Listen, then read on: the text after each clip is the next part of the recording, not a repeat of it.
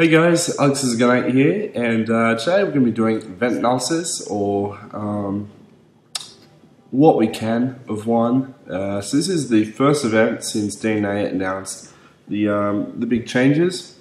So special dungeon as expected, and it's called Class Act. But you can see here we don't have the usual paid build sticker, if you can call it that, or the invite ID. You can even check there. There's no invite ID.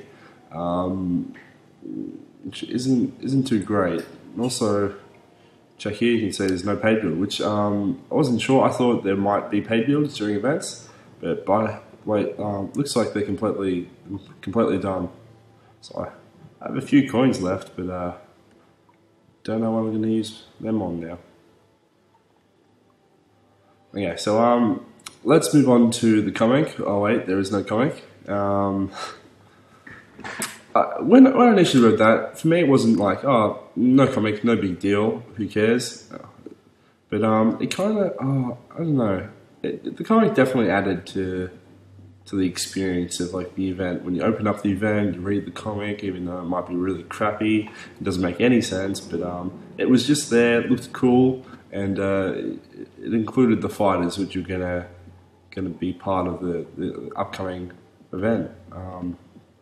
But not having that kind of sucks a bit. So when you first open up the event, it comes up with this page, and then there's a little arrow down there. You click next, but obviously don't have that. And then we get to the prize highlights. And prize highlights, you can see, is really short, which is another downer, really. So we usually have up to the first three dungeons, where you collect like epic versions to complete mission 10 on area 3. And then these are usually the better ones, which are hard to get, from area 4, mission 15. You'd get an epic of each of these. So I was thinking, okay, then what's going to happen for the mission 10s of area 3 then? What do you get there? But we'll get onto that in a sec, I'll show you guys. So the hot fighters, these ones, let's just talk about these fighters like we usually would. So they've got 100% edge, which is pretty usual for their respective dungeon. So this one here, fresh and elite, 5+, rank 3 double skill, flood twice, hit them with wisdom while wet. I'm not sure if we've had that before. We've had stuff that does similar stuff. So it's a 1 cooldown, single target that attacks twice by the sound of it, based off wisdom. So it has really high wisdom, which is a pretty good positive. It's got over 9,500 wisdom, so that's going to be like at least a really good wisdom fodder, if nothing else. And for me, that's probably what this guy is. Unfortunately, interesting sprite. At least they're coming up with some new cool sprites, so that's positive. But yeah, just fodder. Moving on, we've got Wasser Dave. Let's just call it that. Binjol, Adept, 5+, rank 2, natural skill. All shall reap a bounty of hurt, but one more than the rest. So it just sounds like it's an AoE that might do like double or triple damage on one of the 3 fighters that you're going up against, which doesn't sound too bad. This guy is pretty decent champ. As for an epic champ, you can tell he's a champ because he's got like 5k defense, 6k HP, and 7k attack. So for an epic, that's pretty good stats. So that's not too bad at all. Leader skills, leader skill for the first guy. Boost all gurus by 500, not too bad. This guy gives reduced damage from champ fighters by 15%. From champ fighters. So maybe in a champ dungeon, that's actually going to be pretty good. Not too bad. And the Warlock one, which we haven't spoken about yet, boost all Warlock fighters attack by 300. That's pretty crappy. But yeah, so this guy actually is probably the winner for me. I can see him being usable. Not too bad. And moving on to the last one, so Warlock. So you guys probably all know how I feel about Warlocks. Not really a big fan. But at least this guy's got 6k attack, almost 6k wisdom, and 5k HP, which is pretty decent. So it's a Gustal Adept 5+, but 3 cooldown, makes him pretty crappy. So this guy's probably just going to be attack or wisdom fodder as well. This guy's definitely the winner. Pretty easy decision. There's only 3 fighters. Not too much have to take into consideration. One thing which also isn't here, which usually is the gear. So Harpy Sword, I don't believe we are even going to have a Harpy Sword. Unfortunately. Yeah, so you can see here, we got Warlock, Guru, Champ, which is pretty good. It's probably one of my favourite ways in which they can split it up. And you can see here that they've brought back this epic. So I'm not sure if this was from the last special dungeon. There was a special dungeon epic. It might have been the last one, and I believe it was pretty decent.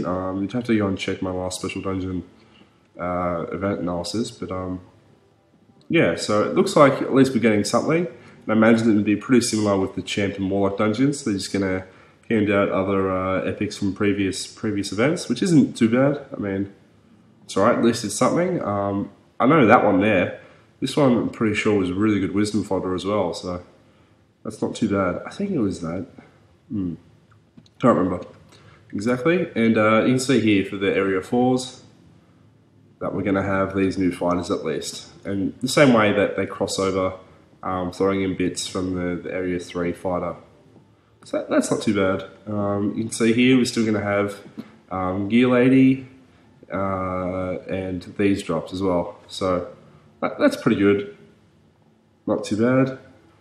One thing kind of missing out on, which it's not too bad. I mean, Harpy's Horde was getting repetitive, average gear all the time. It doesn't give you too much. I was expecting maybe a Harpy's Horde to bring back some just old gear. I wasn't expecting any new gear, but I reckon it would have been nice if they chucked it there for the novelty of it, and yeah, just brought back some old gear that maybe could finish it off.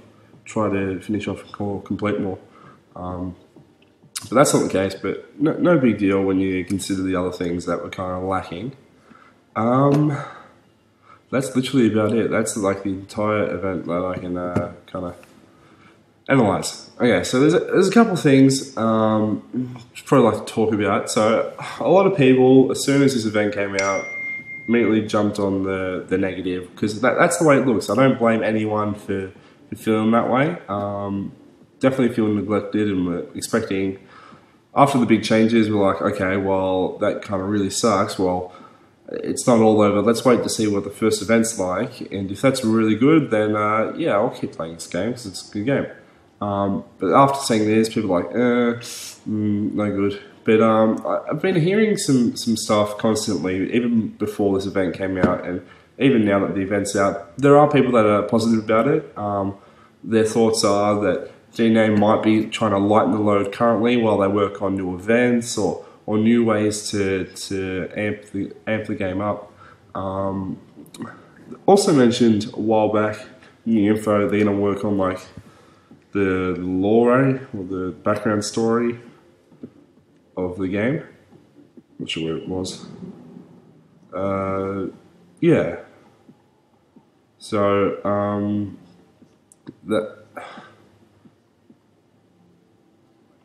we're still waiting these short stories. Not sure what they mean by short stories. Hoping that they're still going to bring us some new stuff. So that's what I'm going to be waiting for. Before I'm not going to give up this game now. I'm going to be here till the end, basically. But yeah, I mean, if they bring that out and all of a sudden it's really good, and then I mean, sure, then they might even bring back the other events as well. It could just be a temporary thing. Don't know. We haven't heard any explanation. That's probably the main thing that really kind of sucks. D&A haven't actually given us an explanation on why this is happening, which would have been good if they did. So until we actually get like the word from them, I wouldn't be. I'm not too worried. I'm going to keep casually playing, and yeah, for me, 1 week off, 1 week on is probably better for me because I don't have too much time these days with jobs and stuff going on in real life. But yeah, I mean, it's not too bad. Well, I don't know. I'm trying to keep people positive. Up to you. I mean, can't really change what anyone's doing. People make their own decisions. But that's my little analysis on the event. So there are people that are still positive about it. So if you think it's all one way, I mean, I can see it both ways. maybe one path's more realistic than the other, but it's up for you guys to decide. And for me, that's not enough information yet, so I'm still waiting. See what happens from here. So hope you guys found this, I don't know, enjoyable watching the video. I mean, I can't really say informative because I'm sure you guys probably knew everything that was going on, but that's my little opinion on this event. So hope you guys enjoyed. Thanks for watching, and leave it a like and subscribe if you haven't already. So thanks guys, have a good one. Bye.